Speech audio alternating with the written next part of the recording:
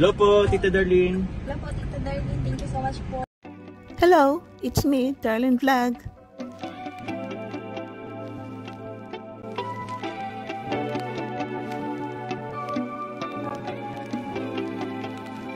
Real talk, ang realidad ng buhay, may kasabihan sa magkakaibigan, sa family, sa magkakasama. Minsan, may nagsisimula. Ang iba naman, may pagtatapos. Dito sa magkakaibigan o magpipinsan, ang Jomcar ay umamin na sila na. Kaya tuloy-tuloy ang kanilang pagmamahalan, ang pag-vlog sa Jomcar. So dito naman sa Cedros ay, yun nga, more than 1 year na sila. At wala naman si Dabi na tapos na ayaw na mama-vlog ang Cedros, pero alam po natin, understood na po natin na baka hindi na masundan ang Cedros. Dahil yun nga, parang na yun sa nakapagsubaybay sa Cedros, alam natin na ito si Roseanne ay hindi pa handa. May gusto siya kay Cedros, kay Cedric, napapansin ko, pero hindi pa siya handa magrelasyon. Ayaw pa niya isabay yung relationship at saka pag-aral niya. Kaya priority niya ang kanyang pag-aaral. Ito naman si Cedros ay gusto na rin magkarelasyon. At hindi natin masasabi na siya ba ay nagmamadali. Pero yun, dumating na ang time na hindi nakapag-handa si Cedros, si Cedric, lagi na si Cedric, nakamit na siya ng bagong kaibigan. Hindi natin alam kung kaibigan yun or kaibigan. Yun nga sa last vlog ng Cedros, hindi naman sinabi ni Cedric na inaamin niya na meron lang siyang jowa or meron lang siyang dating. Pero sa pagsasabi ni Roseanne na bakit sa iba ko pa nalaman, naiintindihan ko natin. Hindi naman nag-deny si Ced. Pero nasabi ni Ced na kung itutuloy ko ba ang panliligaw ko, papayag ka ba? May chance pa. Pero ang sabi ni Roseanne na hindi, talagang priority niya ang pag-aaral at ang mama niya. Alam po natin na lumaki si Roseanne na wala siyang papa. So gusto niya talaga na maka-focus sa pag-aaral dahil gusto niya bigyan ng magandang buhay, future ang mama niya at ang kanyang sarili. So kung tingnan natin ang situation ng dalawa, ito si Ced ay parang naintindihan din natin na baka gusto na niya magkaroon ng partner, no? Girlfriend, at papunta rin sa relationship at saka future na, di ba po? At intindihin po natin, ito si Roseanne is mas priority niya ang kanyang pag-aaral. So hindi natin pag-usapan yung part na yun dahil yun na maraming nakapag-reaction. Understandable din na yung anong nangyari, no? Anong nangyari sa dalawa na maraming sang-ayon kay Ced, maraming sang-ayon kay Roseanne. At yun nga, sabi, hindi nakapaghintay ito si Cedric, but hindi nakapaghintay. Ay ba naman, biniblin si Roseanne na dapat bigyan niya ng yung sign na may chance si Ced. Pero yun nga, dito lang tayo focus na. Yun nga, kung ano yung pagkaloob ng Panginoon ay ibibigay niya. Alam po natin yan. No? Intindihan po natin kung naniwala tayo sa Panginoon, sa prayer, sa future, na kung may papagkaloob ang Panginoon sa atin is hantayin na lang natin. Hindi natin alam baka pagdating ng araw, ito si Ced ay bumalik kay Roseanne at sabihin, Roseanne, na-miss kita. Parang sa'yo ako maligaya dahil napaka-open-minded mo, napaka-kalug mo, ganito. So hindi po natin alam.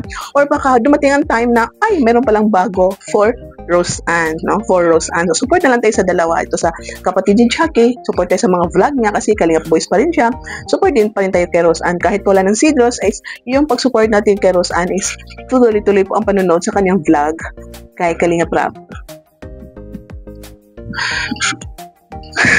So yun, sa kabilang channel ni Rob, yung Rob Matubang, ayun, nag-feeding ang Roseanne at may nag-sponsor na Roseanne International Group. Siguro dati yung Cedros International Group, so baka inedit nila dahil support siya kay Roseanne, ginawa nilang Roseanne International Group. So nakita po natin na kahit wala ng love team ang Roseanne, wala ng Cedros, ay itong mga supporters ni Roseanne is nandyan pa rin, sumusuporta, ganyan, nagpa-feeding sila. So yun nga po, no, mahal pa rin ang mga supporters ni Roseanne, si Roseanne, support pa rin sila, no, mahal nila, yan.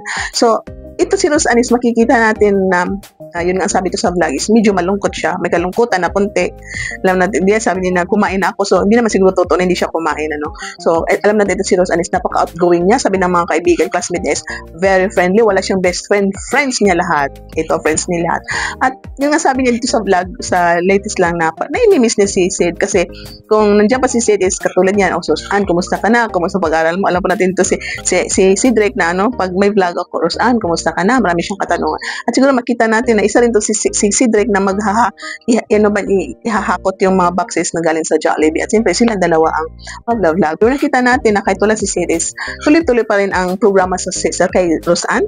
Ganyan. At nandiyan yung mga classmate niya. Nagpa-feeding sila kasi yung tinuturoan daw ni Roseanne is tapos na ang kanilang pagturo. Kaya recognition din nila nung araw na yan. At yun, ang supporters ni Roseanne sa Roseanne International Group is yun, nagpa-feeding sila. So, dito, mayroon pala manliligaw si Roseanne, no? Mayroon manliligaw si Roseanne, isa niyang classmate. Hindi naman siguro liligawan. Kita baka yung tukso-tuksuhan kasi alam ng lahat ng classmate, tukso-tuksuhan, baka may crush na konti. So, pag alam ng mga classmates natin, no, sana tayong noon na pag yung close natin na isa, tukso sila, no? Tinutukso, lagi sila nag-usap. O pag nalaman natin na itong isa is may crush ka sa isa is tinutukso natin. So, hindi po natin alam kung nanliligaw ba ito o tinutukso lang o talagang crush niya si Roseanne. Grabe. Ba't iba ang ano? Hindi, okay lang man po. Mabait po siya. Ano yan? Totoo yan o ano lang? Totoo po. Totoo mabait. Uy, kumusta naman si Roseanne bilang classmate? Sino ang mga close dito ni Roseanne? Sino yung mga closest friends niya? Halos lahat? Grabe. Friendly pala talaga si Roseanne, guys. Mga nakaraan, di ka nag-aim? Medyo? Grabe. Kaya pala tumataba yung pisngi mo. Hindi ako makain. Araw-araw nila yung kasama si Rose. Kaya nga. Napansin nila, Medyo lumalungkot lang. lumulungkot pala. Pero grabe may revelation kasi si Roseanne pala is may manliligaw dito na ano. May manliligaw. Nabuk. Pero mahihayin po yung ano niya, manliligaw niya. So, nakakatid ko yan. Sa'yo din. Wala ko para kay Sid. Ay, bro, wag mo na nga, bro. Sorry. So, ito, Roseanne, lahat mo sila kaklase. Lahat mo sila classmate. Ito? Ikaw pala yung manliligaw ni Roseanne.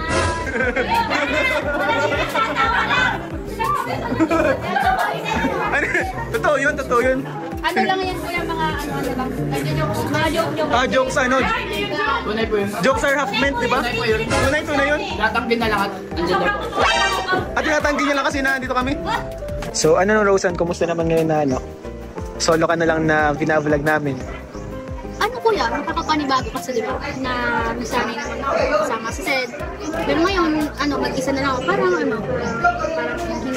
hindi pa okay kasi syempre, Nag-a-adjust pa. mag-a-adjust ako. Kasi di ko din alam yung nangyayari. Pero wala naman akong magagawa kung ako na lang mag-isa. Kung solo ka na lang, Siyempre, kung solo ka lang talaga, solo lang. Basta naman ang Team Kalingap, tapos yung mga supporters mo is sila Kuya Rab, tuloy-tuloy lang yung pagsuporta sa'yo. Hanggat ikaw yung hanggat gusto mo din. Hanggang mabuhay sa ipagkas. May ibang pag-asa. Pero siyempre, nalulungkot ka rin, di ba? Siyempre po kasi sa tagal din namin ni Sed na sobrang pamagin kung 1 year. Tapos bigla ang solo ka na lang. Siyempre malulungkot ako, maninibago ako kasi ako na lang. Parang kausap ko na ang sarili mo. Wala na yung mga moment namin. Yung mga, kunyari yung kanina, yung pag nagbubuhat, laging may kukuha ng buhat mo. Wala na. Parang ako na lang yung mag-a-adjust sa sarili ko. Ikaw na lang yung, kami na lang yung kukumasta sa'yo. Dati may nagkumukumasta sa'yo ng Kaya yun. Pagkatapos ng vlog, umuwi na sila. Kumakanta si Ayan, si David, at ito si Roseanne. Ano ang kanta niya? Tayo naman kasi talaga. Ganun. Ano ba to? Pinaparinig lang kay Sid? Or dahil umaawit lang? No? Sinasabayan lang yung kanta. Pero alam natin na ito si Sid is gwapo rin. No? Sabi nga ng kasamahan ko nung makapunta sila sa yung ribbon cutting ng bahay ni Jomar, sabi ng admins ko, gwapo daw si Sid. Para siyang Indian kasi maitim. Tan yung kulay niya, may bigote. Gwapo daw si Sid. So, may crush din si Roseanne. Napansin natin, may crush si Roseanne. Ito si Sid, may crush din kay Roseanne. So, hindi natin alam nga baka hanggang lang doon ng kanilang tambalan na talagang friends lang. Sila kasi tuloy pa rin ang friendship nila. Yun lang, love team ang nakawala. O so, baka mali natin, dumating ang time na, di ba, mayroong 10 years, after 20 years, nagkikita muli at nagkakabalikan. So, ito, hindi natin alam, baka after months, 5 months, 1 year, hindi natin alam, or baka hanggang doon lang. Pero support pa rin tayo, Support pa rin tayo. So, Roseanne, thank thank you dahil yun nga, masipag ka pa rin sa pag-aaral mo.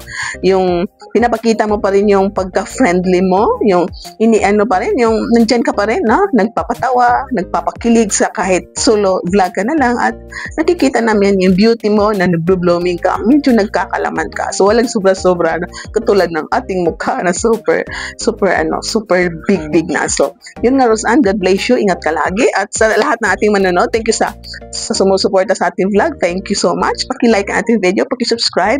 Comment naman kayo dyan, mga Kalingap Chumkar, mga Roseanne dyan, lahat na love team. Shout out. Shout out Kuya Val Sandos Matubang, kay Ate na Vlogs, kay Kalingap Rab, lahat ng Kalingap partners, mga charity vloggers at mga reactors kasama natin sa Karaba, Karipa. Shout out sa inyo lahat. Kay Sir Virador at Kuya Noli. Teacher N, Gandang Amy at Sis Angie. Lahat ng Jumcar community, Jumcar fans for life, solid Jumcar supporters, lahat ng aking admins dyan, kay Ceylon Vlog, kay Tita Glow, kay Marilyn Sabado, kay Flor, kay Lucille, at kay Kay at Sis Conica. Thank you so much. God bless you and see you in my next reaction video. Bye for now and God bless. Keep smiling. Tayo naman talaga. Tayo naman kasi talaga.